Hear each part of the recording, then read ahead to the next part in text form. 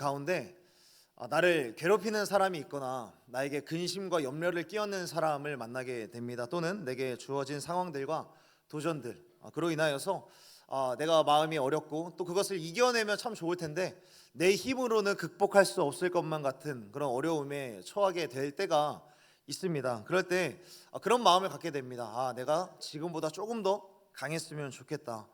학업적인 부분이나 물질적인 부분이나 또 권력적인 부분이나 영적인 부분에서나 내가 조금만 더 좀 실력이 좀 있었으면 좋겠다. 그래서 내가 사람과 세상 앞에서 그리고 하나님 앞에서도 내가 담대하게 좀 살았으면 좋겠다라는 그런 마음을 갖게 될 때가 있는 것이죠. 오늘 우리는 성경에서 이삭이라고 하는 사람을 보게 됩니다. 이 이삭이라고 하는 이 사람의 인생, 그 인생을 살펴보면 그가 겪었었던 수많은 믿음의 도전들과 그의 도전과 믿음에 대한 이야기들, 그런 이야기들이 사실 성경에 그리 많이 기록되어 있지는 않습니다.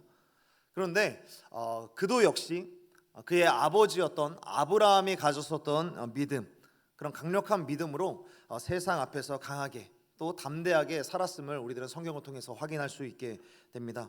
오늘 이 시간에는 이 이삭의 인생, 이 인생이 어떻게 강력한 인생이었는지, 어떻게 좀 강한 인생이었는지 이 말씀을 보면서 우리 인생 가운데도 좀 하나님의 그 담대함과 하나님의 그 강력함을 우리 마음 가운데, 우리의 삶 가운데, 우리 인생 가운데 임하기를 원하는 마음으로 함께 말씀을 좀 나눠봤으면 좋겠습니다. 먼저 주의 이름으로 좀 축복하고 싶습니다. 하나님의 강건하심과 하나님의 담대하심이 여러분의 인생 가운데 충만하게 되기를 예수님의 이름으로 축복합니다. 이삭은 하나님의 담대함을 가졌었던 사람이었고, 그리고 하나님의 강력함을 가졌던 사람이었습니다. 그러나 오늘 본문의 말씀을 보게 되면 조금 애매합니다. 과연 이런 인생이 강력한 인생이라고 말할 수 있을까? 과연 이 인생이, 이 사람이 진짜 강한 사람이라고 할 수 있을까? 왜 그러냐면 오늘 본문에 보면 계속해서 쫓겨나는 이삭의 인생이 보여지기 때문입니다. 이삭은 사람들의 시기와 질투를 받게 되어서 쫓겨나게 되는데, 쫓겨난 곳에서 우물을 파게 되죠. 그 우물을 판 곳에서 또다시 쫓겨나는 인생, 계속해서 도망가는 인생이 그려지게 되는 겁니다. 과연 이런 인생이 과연 강한 인생이라고 할 수 있을까? 그런데 오늘 본문 우리가 읽었었던 말씀을 보면 가장 먼저 처음에 이삭을 소개할 때 어떻게 소개를 하고 있습니까? 12절과 13절의 말씀에 보면은 이렇게 말씀합니다. 그 사람이 창대하고 왕성하여 마침내 거부가 되어. 이삭이 무엇이 되었다라고 이야기를 하고 있습니까? 거부가 되었다라는 것은 부자가 되었다라고 이야기를 하는 겁니다.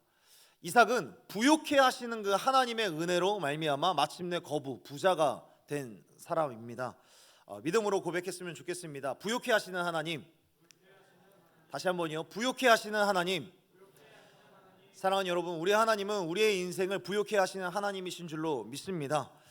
성경은 이삭이 점점 부유해져서 큰 부자, 거부가 되었다라고 이야기를 하는데, 우리들은 여기에서 부자, 부욕해 하시는 그 하나님에 대해서 몇 가지의 특징을 좀 살펴보려고 합니다.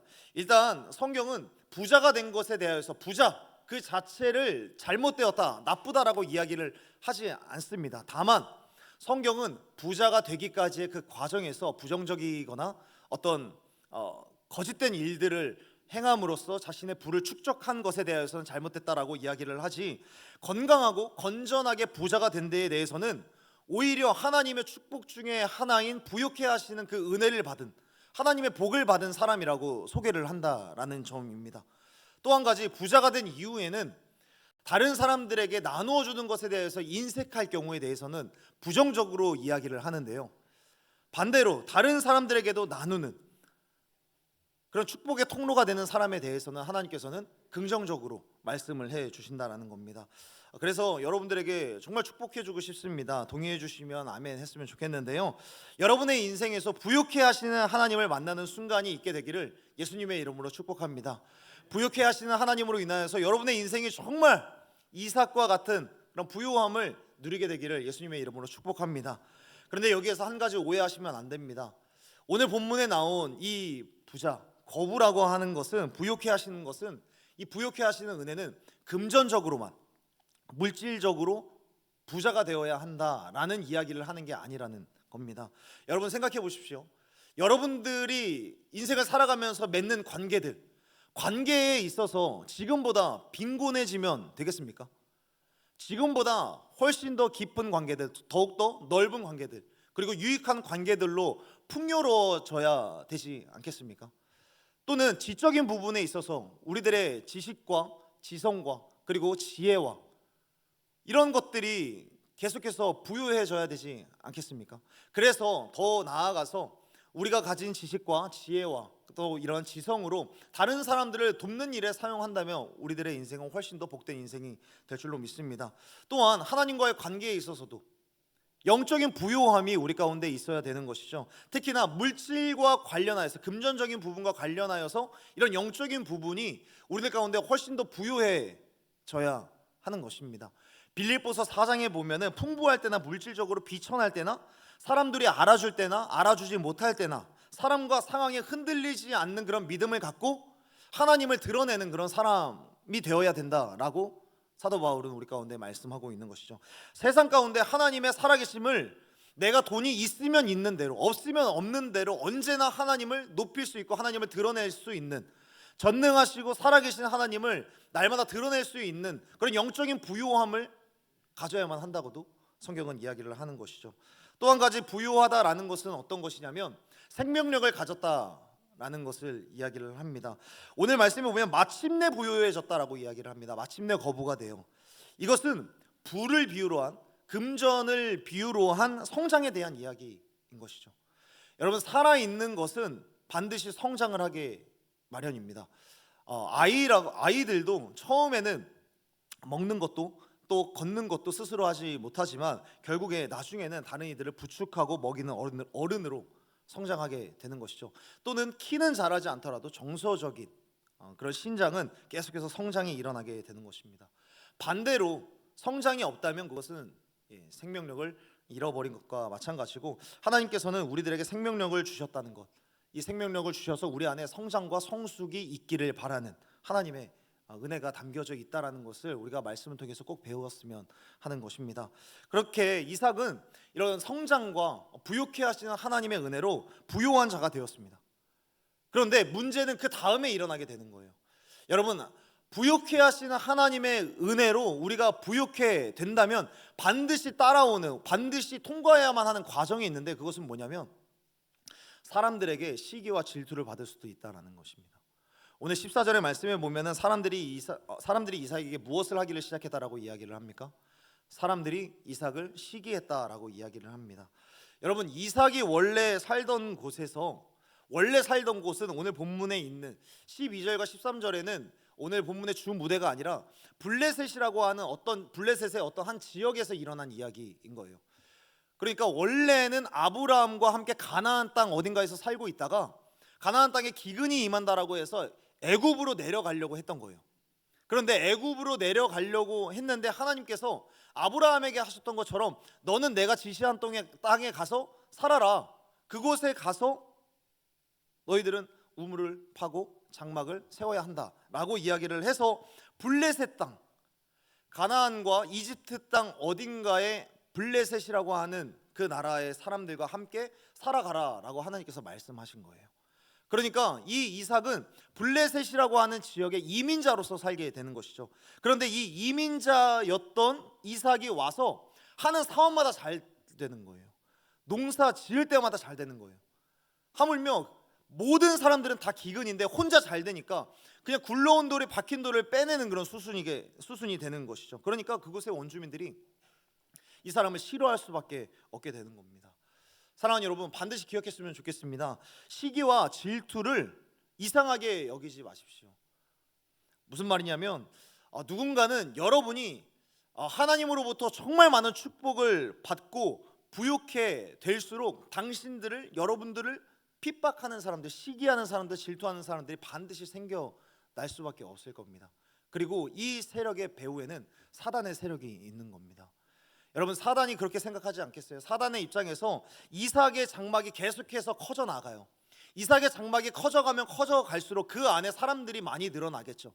많이 늘어난다는 것은 그 안에 있는 사람들이 무슬림의 사람들이 많아지겠습니까? 우상 숭배자들이 많아지겠습니까? 이삭의 장막 안에는 자연스럽게 하나님을 믿는 사람들, 하나님을 아는 사람들이 늘어나게 되는 거예요. 그러니까 사단의 입장에서 보면은 이삭의 장막이 넓어지는 것은 하나님의 나라가 확장되어져 가는 거예요. 사단의 입장에서 보면 이삭의 부요함은 하나님의 나라와 연동이 되는 그런 인생이기 때문에 이 이삭의 삶을 망가뜨려야만 하는 것이죠. 그러니까 주변에 있는 사람들, 시기와 질투라는 감정을 이용해서 이삭을 몰아세우게 되는 것이죠. 그러므로 다시 한번 여러분들 가운데 축복하기를 원하는데요, 여러분의 인생의 성공과 축복이 반드시 하나님의 나라와 연동되어지는 그런 은혜가 있었으면 좋겠습니다. 그래서 하나님의 부요함을 정말 많이 늘려가는, 하나님의 통치를, 하나님의 나라를 계속해서 확장해 나아가는 여러분이 되었으면 좋겠습니다. 그런데 그때 반드시 따라오는 건 뭐냐? 시기와 질투. 오히려 이런 시기와 질투와 사단의 세력이 없는 것을 우리들은 아쉬워해야 되는 거예요. 왜냐하면 사단이 우리의 그런 인생을 봤을 때 쟤는 하나님의 나라와는 전혀 관심이 없는, 전혀 연동이 안 되는 인생이야, 쟤는 그냥 내버려도 돼.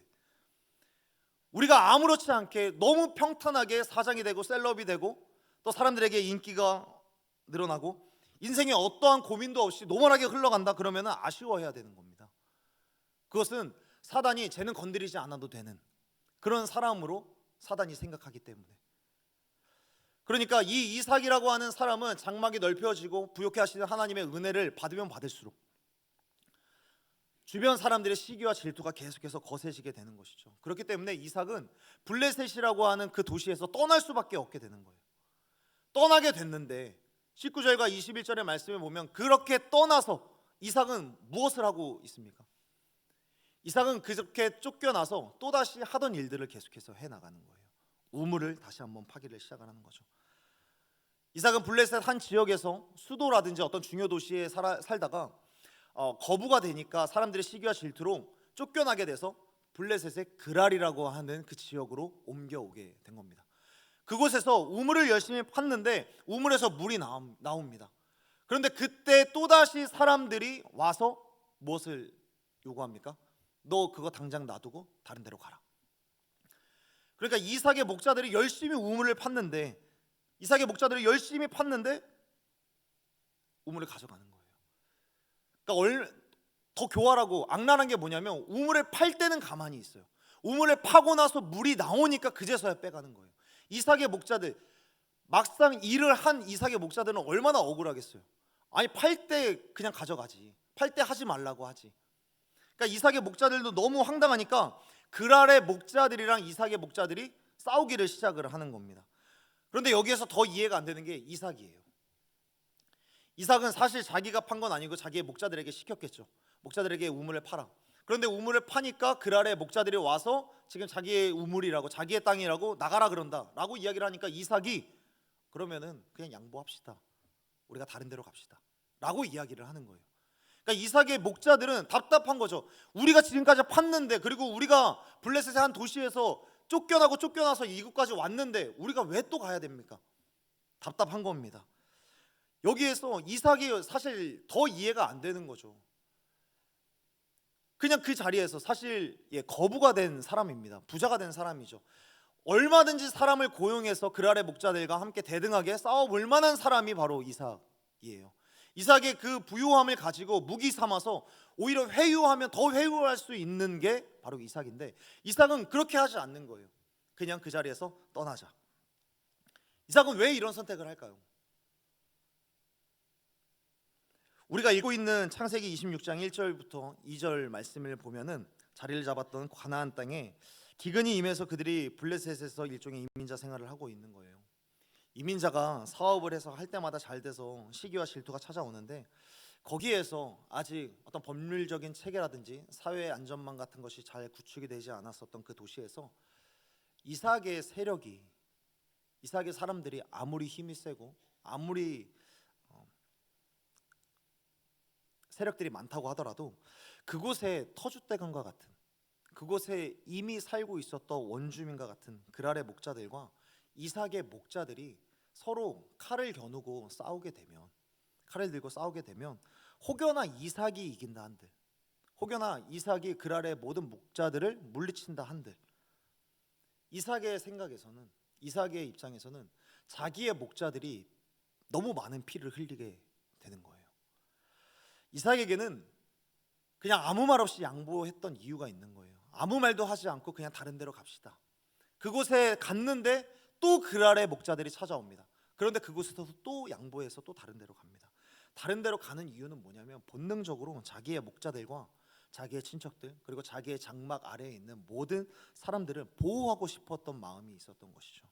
그렇기 때문에 이삭은 그곳의 사람들에게 그냥 침묵한 채 자기의 소유권을 주장하지 않고 자기의 사람들이 자기 장막 아래에 있는 사람들이 다치지 않게 하기 위하여서 그는 그냥 아무렇지 않게 그냥 다른 곳으로 이동하는 겁니다. 사랑하는 여러분, 자기가 사랑하는 사람을 위해서 자기가 사랑하는 사람을 위하여서 또 자기 사람을 위하여서 머리를 숙이는 리더는 결코 비겁한 리더가 아닙니다. 누군가를 보호하기 위하여서 자존심과 자존감을 하나님께 맞추는 그리고 특별히 자기 자존심을 꺾을 수 있는 그런 사람이야말로 누구보다 강한 사람이 아닐까요? 자기 사람들을 보호하기 위하여서 머리를 숙이고 하나님이 일하실 때를 기다리면서 자기 자존심을 포기하는 그 이삭의 등 뒤로 우리들은 예수 그리스도를 볼 수 있게 되는 겁니다. 여러분 마가복음 15장 3절부터 5절의 말씀에 보면 예수님께서 로마의 법정에 서신 장면이 나오게 되는 거예요. 로마의 법정, 본디오 빌라도의 법정에 서셨는데 로마의 총독에서는 사형을 선고할 수 있는 그런 권한이 있는 겁니다. 그런데 빌라도가 보니까 이 로마의 총독이었던 빌라도가 보니까 예수님이 죄가 없는 거예요. 아무리 찾아봐도 죄가 없어요.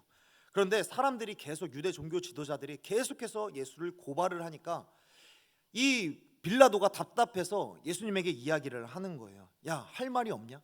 야, 내가 보니까 너가 그렇게 큰 대단한 일을 한 것도 아니고 큰 잘못을 한 것도 아니고 네가 사람을 죽인 것도 아니고 내가 정치적인 이유로 계속해서 너를 신문할 수밖에 없는데 그냥 네가 조금만 변호를 좀 해봐라. 너 할 말이 없냐?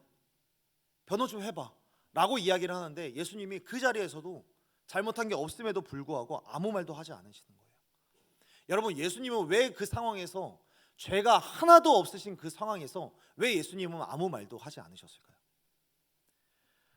조금만 애를 쓰면 그곳에서 풀려날 수 있는 상황인 건 확실합니다.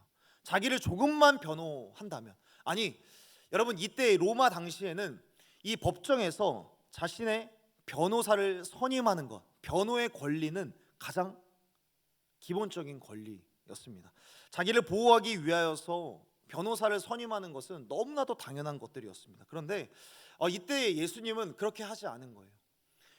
이 당시에 이 개념이 너무나도 중요해서 사도 바울도 성령님에 대하여서 성령님의 역할에 대하여서 우리 가운데 설명을 해줄 때 성령님께서는 자기 자신이 누구인가? 라고 이야기를 할 때 나는 너희의 변호사이다.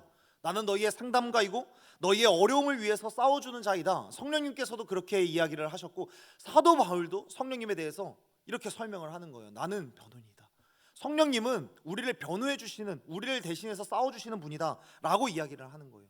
성령님께서도 변호인이라고 이야기를 할 정도면 예수님은 자기 자신을 변호할 뿐만 아니라 변호인을 고용해서라도 변호를 하면 되는데 그렇게 이야기를 하지 않는 거예요. 여러분, 예수님은 왜 아무 말도 하지 않으시고 왜 변호인도 고용하지 않으셨던 것일까요? 왜 아무 말도 하지 않는가? 예수님께서 이 자리에서 변호를 해서 예수님께서 혹여나 풀려나면 누가 유죄가 되는 겁니까? 예수님께서 이 자리에서 무죄가 입증되면 자연스럽게 세상의 모든 사람들은 그냥 유죄로 다 죽게 되는 겁니다. 예수님께서 무죄를 증명하면 모든 사람은 유죄가 되는 거예요. 예수님은 이 자리에서 유죄로 판결이 나서 십자가를 져야만 자신이 사랑하는 모든 사람들을 다 살릴 수가 있기 때문에 그 자리에서 아무 말도 하지 않으시고 침묵하셨다라는 겁니다. 예수님이 십자가를 지지 않으면 그건 모든 사람들이 사형 선고를 받기 때문인 거예요. 그러니까 예수님은 자신의 사랑하는 사람을 위해서 아무 말도 하지 않는 거예요. 예수님은 사랑하는 우리를 위해서 채찍을 맞으실 때도 아무 말도 하지 않으셨고 욕을 먹고 조롱을 당할 때에도 아무 말씀도 하지 않으시는 이유, 예수님은 사랑하는 사람을 위해서 그저 침묵하시고 자기의 권리를 포기하셨다라는 겁니다. 지금 내가 침묵하고 내가 지금 변호를 포기해야만 제자들도 살고 병자들도 살고 이스라엘도 살고 믿음으로 예수 그리스도 안에서 구원받은 모든 사람들이 살기 때문에 내가 사랑하는 사람들을 살리는 유일한 길은 이 모든 것을 뒤집어 쓰고 사형 선고를 받고 십자가를 져야 하는 것, 내가 침묵하는 것, 십자가를 참는 것이 유일한 길이기 때문에 예수님은 그냥 그 자리에서 참아내신 겁니다. 채찍을 맞으면서도 제자들을 생각했을 겁니다. 3년 동안 함께 울고 웃었던 그날들을 생각하면서 침을 맞고 조롱을 당할 때 내가 제자들을 생각하면서 버텨야지. 내가 고쳐주었던 병자들, 내가 지금 여기에서 입을 열면 이 사람들에게 영원한 생명은 없으니까. 세상에 처음 오셨을 때부터 십자가에 달리시기까지 어쩌면 예수님께서는 아직 그때 당시에 태어나지 않았던 지금 2025년도를 살아가고 있을 저와 여러분들을 생각하시면서 예수님께서는 끝까지 침묵하셨다라는 겁니다. 내가 지금 입을 열면 내 자녀들과 모든 크리스찬들이 죽으니까 나는 그저 이 길을 걸어가겠다. 예수님의 사랑은 죽기를 각오하고 변호하기를 포기하고 누명 쓰기로 각오한 사랑이셨던 겁니다. 사랑하는 여러분, 우리들은 스스로 한번 물어볼 수 있어야 됩니다. 나는 나의 자존심을 포기해서라도 지키고 싶은 사람이 있는가? 내가 머리를 숙이더라도 내가 지키고 싶은 한 사람이 있는가? 내가 마지막으로 한 영혼을 위해서 자존심을 내려놓고 침묵하고 모욕을 당하고 어떤 루머를 당하는데 모른 척하고 지나갔던 게 언제였는가? 이삭의 목자들도 이삭이 겁쟁이라고 생각했을지 모르죠. 쟤는 왜 싸워보지도 않고 왜 자기의 권리를 그냥 저렇게 포기하지? 제자들도 예수님이 십자가에 달려 돌아가셨을 때 제자들도 예수님을 패배자라고 생각하고 그 자리에서 다 떠났습니다. 이삭도 마찬가지였어요. 그런데 이삭은 자존심이 상해도 예수님처럼 그들을 보호하기 위해서 발걸음을 옮기는 거예요. 하물며 이때 이삭을 사실상 더 힘들게 했던 건 주변 사람들, 자신이 정말 지키기를 원했던 그 사람이 자신의 마음을 몰라줄 때 그때 정말 힘들지 않았을까? 우리 주인은 너무 겁쟁이야. 왜 자기의 권리를 포기하지? 그리고 우리들은 이 일을 했는데 왜 우리들에 대해서 아무 말도 안 하고 왜 그냥 자리를 옮기는 거야? 저 자리에 가면 또 우리가 우물을 파겠지. 우리 주인은 너무 겁쟁이야 라고 생각했었던 말들, 뒤에서 이삭을 오해하고 수군거릴 때 어쩌면 이삭은 밤을 지샐 때 너무나도 외로웠을 겁니다. 자기의 마음을 알아주는 이가 아무도 없는 것 같아서. 그러나 오늘 본문 23절과 25절에서 외로움에 홀로 있을 그 밤에 주님께서는 이삭에게 찾아오시는 거예요. 23절과 25절의 말씀에 보면 우리 23절부터 25절의 말씀을 함께 읽어봤으면 좋겠습니다. 우리 23절부터 25절까지 함께 읽겠습니다. 시작. 이삭이 거기서부터 브엘세바로 올라갔더니 그 밤에 여호와께서 그에게 나타나 이르시되 나는 내 아버지 아브라함의 하나님이니 두려워하지 말라. 내 종 아브라함을 위하여 내가 너와 함께 있어 내게 복을 주어 내 자손이 번성하게 하리라 하신지라. 이삭이 그곳에 제단을 쌓고 여호와의 이름을 부르며 거기 장막을 쳤더니 이삭의 종들이 거기서도 우물을 팠더라. 아무도 이삭의 마음을 몰라주고 외로이 홀로 있을 때 주님께서 찾아오셔서 말씀해 주시는 거예요. 내가 너와 함께 있을 거야. 두려워하지 마. 내가 너와 함께 있을 거야. 아무도 너의 마음을 몰라준다 하더라도 내가 너의 마음을 알아 라고 이야기를 합니다. 그런데 여러분, 이 말에 조금 더 깊은 의미를 생각해 보면 내가 너를 홀로 둘 수 없는 이유, 내가 너와 함께 할 수밖에 없는 이유는 네가 나와 같은 마음을 가졌기 때문에 내가 너를 홀로 둘 수 없구나 라는 의미인 거예요.